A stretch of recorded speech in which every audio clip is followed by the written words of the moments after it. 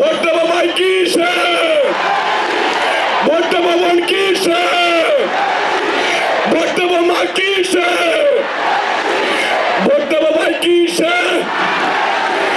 Vote দেবো মা কিসে? ভোট দেবো মা কিসে? ভোট দেবো বোন কিসে? ভোট দেবো মা কিসে? ভাই ও বোনেরা, আসসালামু আলাইকুম। আসসালামু আলাইকুম। ভালো আছেন আপনারা? আলহামদুলিল্লাহ। প্রিয় ভাই বোনেরা, আজ আমরা এখানে সকলে একত্রিত হয়েছি আগামী 12 তারিখে